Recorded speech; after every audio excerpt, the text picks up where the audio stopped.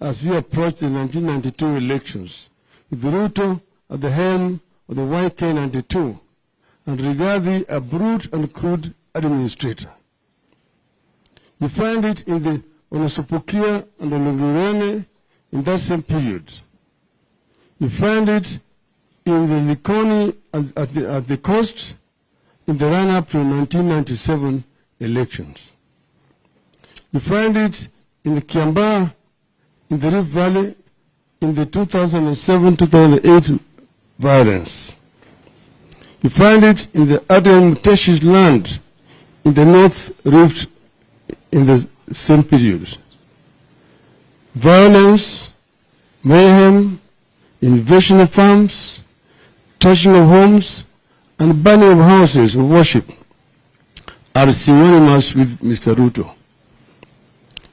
Yesterday, this Ruto Rigathi operation resurfaced in Northlands, in Kisumu, Kibra, Mathare, and industrial area, among other places.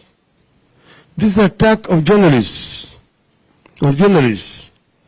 local and foreign, has been a signature Ruto of operation all his entire life in politics.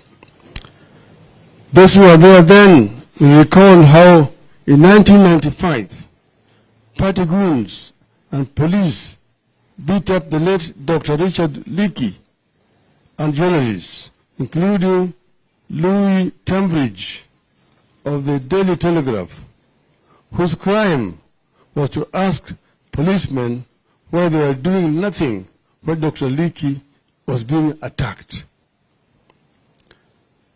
Let's make no mistake. Nobody must pretend to be safe. Anyone with any property in any part of the country has every reason to fear. Anyone with a sizable piece of land business must be very afraid. We have every reason to believe that other properties will be invaded in the coming days. William Ruto himself owned vast tracts of land across the country, from Narok, Kajiado, Nairobi, and the coast. Much of that land was illegally acquired.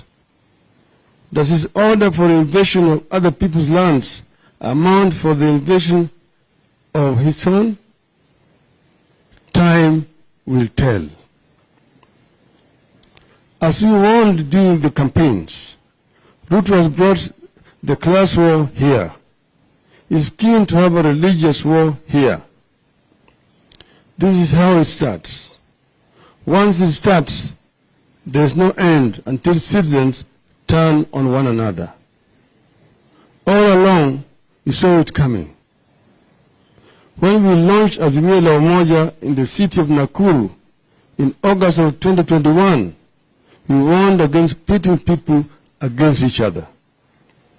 We warned against the seeds of a class war that were being planted, pitting the poor against the rich, the young against the old, one faith against the other, tribe against tribe. We warned that the country needed to embrace a tradition of making compromises for the sake of the nation.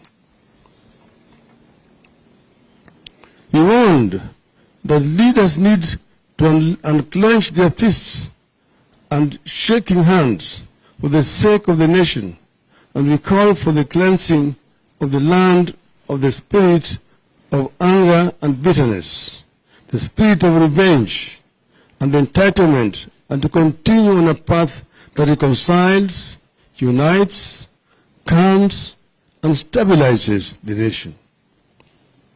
Above all, we warn that mere words and catchy slogans alone would not work.